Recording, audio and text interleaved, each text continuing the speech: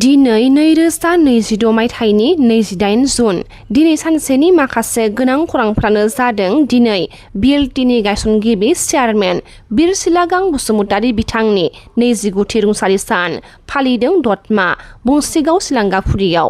बे हाबाफारियावनो बाहागो लानानै मान बावदों बावखुंग्रि बिधानसभा बियाबनि एमएलए रुपम चन्द्र राय आरो गसाइगाव बिधानसभा बियाबनि एमएलए सभाराम बसुमतारी बिथांमोना।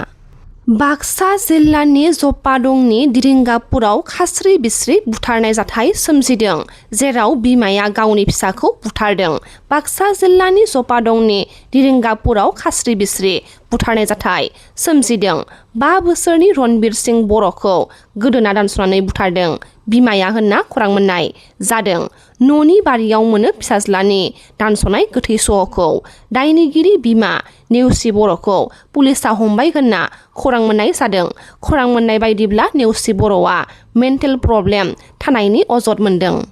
देंखोनि रानि सुलेखा बसुमतारी बिथाङा बेरामाव गोलैना सावस्रि लोरबां जानानै थानायखौ खौरां लाहैदों बिसाननि गाहाय नेहाथारि गुरु पबित्र बर' बिथां लोगोसे मेगाजिन नेहाथारि जेसास खेरखातारि बिसाननि बुंथिगिरि दैमासा मेन्देला ब्रह्म बिथां आरो प्रडिउसार एस'सिएशननि आफादगिरि पंकज लाहारि बिथांमोना। दिसपुर पुलिस बिफाना गुवाहाटीयाव सिकिउरिटि गार्डनि साख्रि होगोन होननानै हारियानानि बिसि फिसायनिफ्राय 24,000 रां थगायनानै जानाय सानै सुबुंखौ हमदों। बे थगायसुला सानैया OLXनि दारै सिकिउरिटि गार्डनि फोसावथाय होनानै थगायदोंमोन। हमजानाय थगायसुला सानै सुबुङानो जादों रुपनगरनि 50 बोसोर बैसोनि धुब्रन भट्टाचार्य आरो जामुगुरिनि 34 बोसोर बैसोनि कौशिक नाथ होनना मिथिनो मोन्दों। बरपेटा रड पुलिस बिफाना खान्थि बेरेखायै भुटाननि जौ फालांगि खालामग्रा 3 सुबुंखौ हमनो हादों। हमजानाय सुबुंफोरानो जादों जामालाल उदिन मन्त्रि साहा आरो सन्जय दास। बिसोरनिफ्राय पुलिसा भुटाननि 32 कार्टन ब्लेक माउन्टेन उइस्किखौ मोननो हादों होनना फोरमायदों। भुटाननि फुनसिलिंआव गोबां अखा हानायनि जाउनाव आमुस बस्तिनि सा 20निबो बांसिन सुबुंफोरखौ रैखा खालामनो हाबाय होनना खौरां मोननाय जादों। मैयानिफ्राय गोबां अखा हानायनि जाउनाव फुनसिलिं आमुस टेम्परारि सेटेलमेन्ट थावनियाव दैबाना जादों। हर गेजेराव रैखाथि होनाय समाव थमब्रेड आरो रयेल भुटान पुलिस RBPआ सा 20निबो बांसिन सुबुंफोरखौ बोखांनो हादों होनना खौरां मोननाय जादों। गरेस्वरनि बड'सा खौरां बिलाइनि खौरां बुथुमगिरि दैमालुराम बर'आ रिपर्टार एवार्ड 2026 मायथाइनि थाखाय बानबुंथि बान्थाखौ सायख'जाबाय। 30 जुन मंगलबार सानाव गुवाहाटीनि दिसपुराव थानाय PWD कन्टिनेन्ट हलाव अल इन्डिया रिपर्टार एस'सिएशनआ बे बान्थाखौ गथायगोन।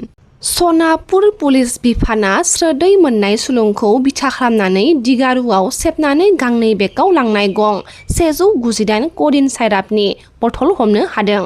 खान्थि बेरेखायै कडिन साइरापनि लांनायनि दायाव 6 सुबुंखौ पुलिसा हमदों। हमजानाय सुबुंफोरानो जादों नगाव जिल्लानि सादाम हुसेन दिलदार, आली आइजुल हुसेन, आनबार हुसेन, माइनुल इस्लाम आरो वाहादिल आली होनना मिथिनो मोन्दों। दिनै बाक्सा जिल्लानि मसलपुराव जानाय BPFनि 29थि पलिसि मेकिं बडि जथुम्मायाव गोलोम बोथोरनि फरायसालि बन्दनि समाव थाखो 10, 11 आरो 12नि फरायसाफोरनो सामार कचिं खालामनायनि थांखि लादों। सामार कचिंनि थाखाय राहा लानो हानजानि जिल्ला कमिटिजों लोगोसे BSUखौ बिथोन होनाय जादों। गोजान आरो गोथौ जायगानिफ्राय क्लासाव फैनाय फरायसाफोरनो थांलाय फैलायनि राहा खालामना होनोबो खावलायदों। लोगोसे प्रमद बर' बिथाङा जाय साख्रिखौ होलांदों बेखौसो नायबिजिरदों जेनुइन नंगौना नङा होननानै हाग्रामा महिलारि बिथाङा खौरांगिरिफोरनि सोंथियाव फोरमायथिदों। दुरान कापआ नङा, मसलपुराव गिदिर गिदिर क्लाब दं, बेखौनो जोङो बोखांनानै लागोन होननानै BTCनि चिफ हाग्रामा महिलारि बिथाङा फोरमायथिदों। बिएलटिनि गायसनगिरि चेयारमेन बिरसिलागां बसुमतारी बिथांनि 29थि रुंसारि सान फालिनाय हाबाफारियाव बाहागो लानानै माखासे गोनां बाथ्राखौ फोरमायथिदों खौरांगिरिफोरनि सोंथियाव। बिएलटिनि गायसनगिरि आफादगिरि बिथां बिरसिलागांनि 29थि थैनाय सान जोङो दिनै बयबो बेवहाय नुजाफैनानै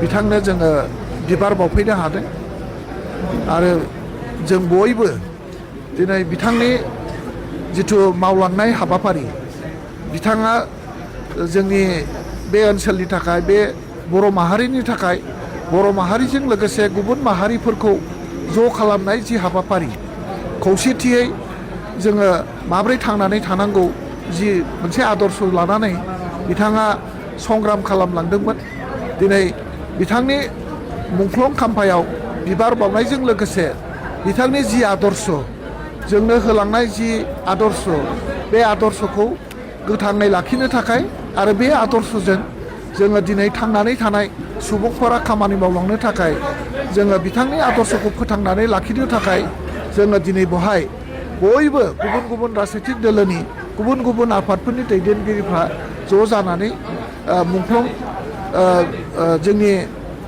बिर सिलागां बसुमतारिनो जोङो दिनै बिबार बावदों आसा खालामदों बिथांमोनहा अरायबो इसोरनि खाथियाव थानानै जोंखौ नाहरबाय थाथों जोंनि गेजेराव खौसेथि आरो जोंनि बे ओनसोलखौ उदांस्रि खालामनायनि बा जोंनि बे ओनसोलखौ मोनसे सक्तिशालि मोनसे समाज आरो मोनसे आदर्श मोनसे ओनसोल बानायनायनि जि हाबाफारि बे हाबाफारियाव जाहाथे जों बयबो मोजाङै खामानि मावनो हायो अरायबो जोंनो आशीर्बाद हरथों आरो बिथाङा जाहैबाय जोंनि प्रेरणा जोंनि गोसोखौ दाद खालामनो हाग्रा आरो जोंनि गोसोखौ गोरा खालामनानै सैथोनि लामाजों खामानि मावनो अरायबो बोसोन हरग्रा सासे सुबुं बिथांनि बोसोनखौ जोङो अरायबो गोजोन लाखिनो हानायनि थाखाय